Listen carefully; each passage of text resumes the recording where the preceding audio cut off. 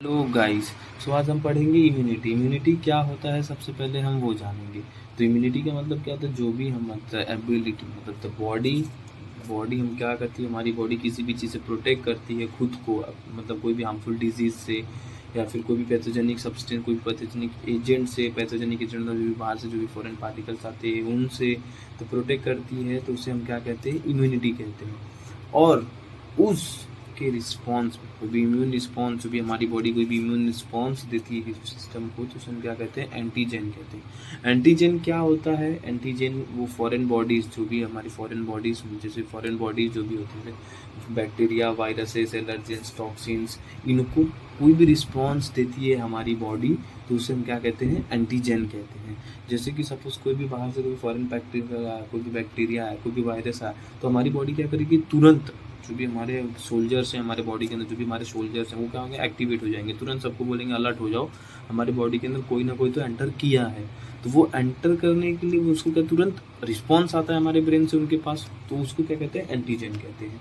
अब ये इम्यूनिटी में भाई क्या होता है कि ये प्रोटेक्ट करता है खुद को, और किसके थ्रू प्रोटेक्ट करता है, ये एंटीबॉडीज़ के through.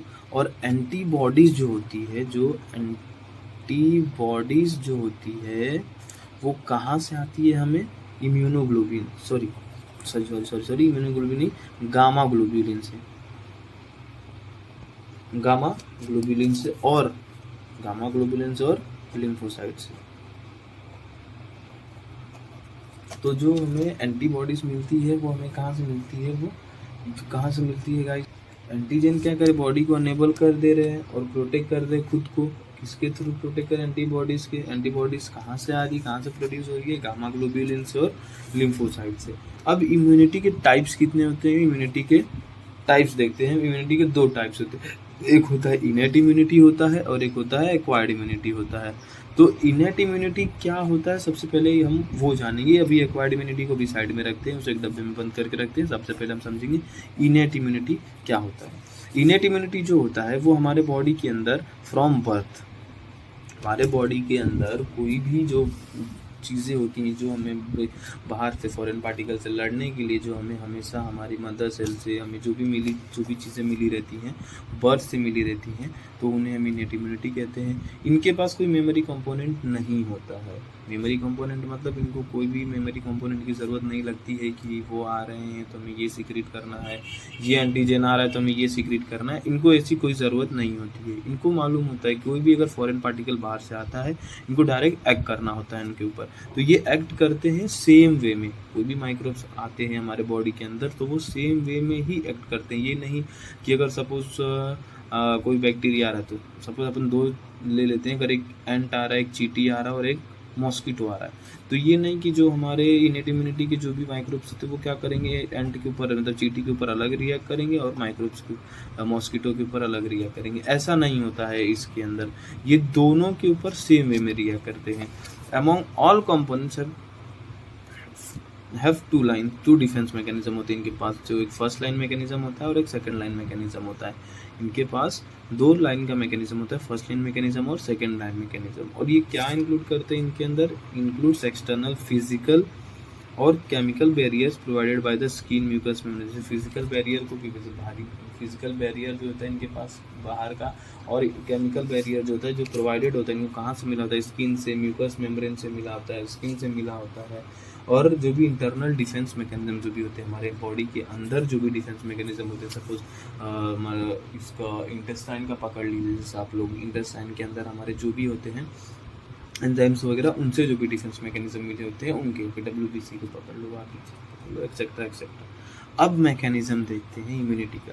Mechanism, first line mechanism सबसे पहले हम देखेंगे। फर्स्ट लाइन मैकेनिज्म क्या होता है, फर्स्ट लाइन मैकेनिज्म कैसे होता है, इनके क्या कितने प्रकार है, कितने टाइप से, कहाँ कहाँ से क्या क्या एक्ट करेगा। तो सबसे पहले गाइस ये होते हैं फर्स्ट लाइन जो मैकेनिज्म होता है गाइस, वो देखिए, वो हम देख रहे हैं कि वो कितने टाइप के, टोटल 8 टाइप्स के हैं हमारे पास अभी फिलहाल में। तो 8 टाइप्स हम सबसे पहला देखते हैं गाइस। आप लोगों को रिपीट सबसे पहला होता है guys epidermis of skin. Epidermis मतलब आपको सबसे पता होगा कि एपिडर्मिस ऑफ स्किन। अगर आपको नहीं मालूम है तो मैं बता देता हूँ कि एपिडर्मिस ऑफ स्किन क्या होता है। एपिडर्मिस ऑफ स्किन मतलब फर्स्ट लेयर डिफेंस, मतलब ये बैरियर द फर्स्ट बैरियर होता है हमारे बॉडी के अंदर का जो एपिडर्मिस ऑफ स्किन होता है, मतलब सुपरा स्पेशियल स्किन होता है, हमारा सबसे ऊपर वाला स्किन होता है वो। ये क्या फॉर्म करता है गाइस, फिजिकल बैरियर फॉर्म करता है एंट्रेंस ऑफ माइक्रोब्स को। अगर माइक्रोब जो भी एंटर कर रहे हैं तो उसके सबसे पहले क्या फॉर्म कर देगा, फिजिकल बैरियर फॉर्म कर देता है। उसके बाद आता है म्यूकस मेम्ब्रेन। तो म्यूकस मेम्ब्रेन क्या करेगा गाइस, म्यूकस मेम्ब्रेन इनहिबिट करता है एंट्रेंस ऑफ मेनी माइक्रोब्स को। जो भी माइक्रोब्स आते हैं हमारे बॉडी के अंदर बहुत सारे, उनके इन एंट्रेंस को क्या करता है, इनहिबिट करता है कौन, म्यूकस मेम्ब्रेन। फिर उसके बाद सी बनाता है, सी। उसके बाद अपन तीसरा देखते हैं, तीसरा क्या है, म्यूकस होता है। तो म्यूकस क्या करता है गाइस, म्यूकस क्या करता है, ट्रैप कर लेता है माइक्रोब्स को। तो कहाँ नहीं जाने देता है इनको, रेस्पिरेटरी ट्रैक और जीआईटी है यहाँ पे। तो क्या कर लेते हैं, इनको ट्रैप्स कर लेता है माइक्रोब्स को, जहाँ पे म्यूकस पाए जाते थे रेस्पिरेटरी में ट्रैप कर लिया, नहीं तो जीआईटी में ट्रैप कर लेता है। उसके बाद हेयर्स देखते हैं, हेयर्स क्या करता है, filter out microbes and dust in knows. तो ये क्या करता है कि फिल्टर करता है माइक्रोब्स को, या फिर जो भी डस्ट रहते हैं हमारे नोज के अंदर जो भी जाते हैं, जो भी देखेंगे, जो भी हमारे जो भी नाकों के अंदर जो कचरे बैठते हैं, जो कचरे आते हैं, सबको मालूम है गाइस। तो वो जो डस्ट होते हैं वो हेयर उनको क्या करता है, वो डस्ट को फिल्टर कर देता है, तो वो वहीं पर रुक जाते हैं और हमारे बॉडी के अंदर मतलब जो हेयर होते हैं वो डस्ट ज़्यादातर नहीं जाते हैं। उसके बाद हम देखते हैं सीलिया। सीलिया क्या होता है, सीलिया भी होता है ट्रैप करता है, रिमूव कर देता है माइक्रोब्स को और डस्ट को फ्रॉम अपर रेस्पिरेटरी ट्रैप।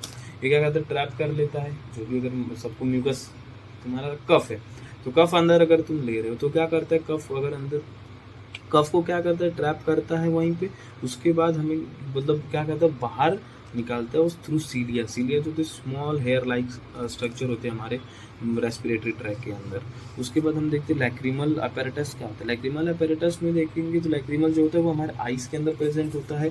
तो वो आइस के अंदर क्या करता है कि अगर सपोज कोई भी इरिटेटिंग सब्सटेंसेस अगर आपके आंखों के अंदर गया तो लैक्रिमल क्या करेगा, तुरंत आपके टीयर्स, जो भी डाइल्यूट टीयर्स होते हैं तो डाइल्यूटेड होते हैं, तो क्या होता है आपके आंखों से तुरंत सिक्रीट होना चालू हो जाता है। तो उससे क्या होगा कि जो भी आपके इरिटेटिंग सब्सटेंस रहेंगे, माइक्रोब्स रहेंगे, वो क्या हो जाएंगे, बाहर निकल जाएंगे थ्रू किसके, टीयर्स के थ्रू वॉश आउट। देख रहे हैं अभी second line defence. Second line defence क्या होता है, सेकंड लाइन डिफेंस जिसको हम इंटरनल डिफेंस भी बोलते हैं, जिसको हम क्या बोलते हैं, जो इंटरनल डिफेंस होते हैं हमारे बॉडी के अंदर, हम उसको क्या बोलते हैं, सेकंड लाइन डिफेंस। अब इसमें सबसे पहला आता है एंटी माइक्रोबियल सब्सटेंसेस। अब एंटी माइक्रोबियल सब्सटेंसेस में हम देखेंगे क्या होता है, सबसे पहला आता है इंटरफेरॉन्स। इंटरफेरॉन्स क्या करता है, जैसे प्रोटीन होता है जो क्या करता है, प्रोटेक्ट करता है अनइन्फेक्टेड होस्ट सेल को फ्रॉम वायरल इन्फेक्शन। मतलब जो भी हमारे जो अनइन्फेक्टेड होस्ट सेल हमारे बॉडी के अंदर, उनको क्या करता है, वो प्रोटेक्ट करता है जो भी वायरल इन्फेक्शंस होते हैं हमारे बॉडी के अंदर उनसे। अब उसके बाद हम देखते हैं कॉम्प्लीमेंट सिस्टम क्या होता है। कॉम्प्लीमेंट सिस्टम क्या करता है, जो भी साइटोलिसिस होता है माइक्रोब्स का जो साइटोलिसिस मतलब जो ब्रेकडाउन होता है एंड प्रमोट्स फेगोसाइटोसिस, मतलब इनका साइटोलिसिस करवाता है और फेगोसाइटोसिस को प्रमोट करवाता है। फेगोसाइटोसिस मतलब एंगल्फ करना, जो भी फॉरेन पार्टिकल्स आया, जो भी बाहर से कोई भी बैक्टीरिया आया तो उसको क्या करेगा, वो एंगल्फ करेगा, खा जाएगा उसको, वहीं पे ख़त्म कर देगा। उसके बाद तीसरा इसके अंदर आता है anti microbial ion binding protein. तो आयन बाइंडिंग प्रोटीन क्या करता है, इनहिबिट करता है किसके, ग्रोथ ऑफ सर्टन बैक्टीरिया, जो भी बैक्टीरिया की जो भी ग्रोथ होते हैं उनको क्या करता है, वो इनहिबिट करता है। क्या करता है, इनहिबिट करता है। कौन, ion binding protein. Ion binding protein क्या करता है, इनहिबिट करता है किसको, ग्रोथ ऑफ बैक्टीरियाज को। अब एंटी माइक्रोबियल प्रोटीन्स देखते हैं। एंटी माइक्रोबियल प्रोटीन्स क्या होता है, एंटी माइक्रोबियल प्रोटीन वो होता है जो broad spectrum anti microbial activities दिखाती है। जैसे हमारे बॉडी के अंदर एंटी माइक्रोब्स मतलब हमें मतलब एंटी माइक्रोबियल प्रोटीन क्या होते हैं, जो इतने सारे प्रोटीन्स अवेलेबल है जो एंटी माइक्रोबियल होते हैं, मतलब जिनके अंदर माइक्रोब्स नहीं होते हैं। तो ब्रॉड स्पेक्ट्रम मतलब बहुत ज़्यादा पैमाने पे, बहुत ज़्यादा तादाद पे उनकी एक्टिविटीज़ हमारे बॉडी के अंदर रहती है, एंटी माइक्रोबियल एक्टिविटी। फेगोसाइट्स क्या होते हैं, फेगोसाइट्स मतलब सबको पता है गाइस, फेगोसाइट्स मतलब जो क्या करता है, इंजेस्ट कर लेता है, जितने भी फॉरेन पार्टिकल्स होते हैं उनको क्या करता है, इंजेस्ट कर लेता है। अब उसकी इन्फ्लेमेशन देखते हैं। तो इन्फ्लेमेशन में क्या होता है, कन्फाइन होता है, destroy microbes, initiate tissue repair. ये क्या करता है, डिस्ट्रॉय कर देता है माइक्रोब्स को, और मतलब कहीं भी सूजन आ गया आपको तो उसे क्या करेगा, कन्फाइन करता है, फिर उसके बाद डिस्ट्रॉय करता है माइक्रोब्स को, और जो भी इनिशिएट मतलब स्टार्ट कर देता है टिश्यू के रिपेयर को, तो जिससे सब कुछ ठीक हो जाता है। अब लास्ट आता है हमारा सेकेंड लाइन डिफेंस के अंदर हमारे बॉडी में जो फीवर आता है उसके ऊपर। तो इसमें क्या होता है, फीवर हमें क्यों आता है, फीवर कोई बीमारी, बहुत बड़ी बीमारी नहीं होती है हमारे बॉडी के अंदर गाइस। फीवर में क्या होता है कि जो भी ग्रोथ जो भी होता है, ग्रोथ जो होता है माइक्रोब्स का, वो हमारी बॉडी क्या करती है, रोकती है। अब आपके बॉडी के अंदर कुछ भी अगर ग्रोथ हो रहा है तो वो क्या करेगी, हमारी बॉडी उन्हें रोकेगी, और क्या करेगी, speed up body reaction that, और उसके बाद रिपेयर। वो क्या करेगी, बॉडी का जो रिएक्शन रहेगा उसको क्या करेगी, स्पीड अप कर देगी, ताकि जो भी माइक्रोब्स ग्रो हो रहे हैं उन्हें क्या करेगा, इनहिबिट करने के लिए कुछ तो करना पड़ेगा ना, तो बॉडी का टेम्परेचर बढ़ा देती है ताकि जो भी ग्रो हो रहे माइक्रो वो ग्रो ना हो, वो रुक जाए वहीं पे, तो स्पीड अप हो जाता है। और वो क्या करते हैं, एड मतलब रिपेयर करना चालू कर देती है उनको। इसी की वजह से हम बोलते हैं गाइस हमें फीवर है, ये है वो, हमारी जो भी बॉडी टेम्परेचर रहती है वो बढ़ जाती है। सो गाइस आज के लिए इतना ही। आज हमने देखा इम्यूनिटी क्या होती है, उसके कितने टाइप्स होते हैं, 2 टाइप इनेट इम्यूनिटी और रिक्वायर्ड इम्यूनिटी होती है, बट उसमें हमने सिर्फ एक ही देखा। इनेट इम्यूनिटी क्या होता है, वो बहुत से हमें अवेलेबल होता है, उसके अंदर मैकेनिज्म क्या है। फर्स्ट लाइन डिफेंस में देखा हमने कि mechanism first line defence, second line defence, 2 defence होता है। तो फर्स्ट लाइन डिफेंस में epidermis of skin, mucus membrane, mucus होता है हेयर, सीलिया, लैक्रिमल, यूरिन, ऐसे गैस्ट्रिक जूस, ये सब होता है गाइस। अब उसके बाद सेकंड लाइन डिफेंस में anti microbial substance, interferons, complement system आए, आयन बाइंडिंग में इनहिबिट करता है सर्टन बैक्टीरिया को, एंटी माइक्रोबियल आया, और उसके बाद फेगोसाइटिस आया, इन्फ्लेमेशन, और उसके बाद लास्ट में मैंने देखा फीवर करता है। बस आज के लिए इतना ही। आज के लिए एंड करते हैं। लाइक एंड सब्सक्राइब करना गाइस चैनल को। Thank you so much guys.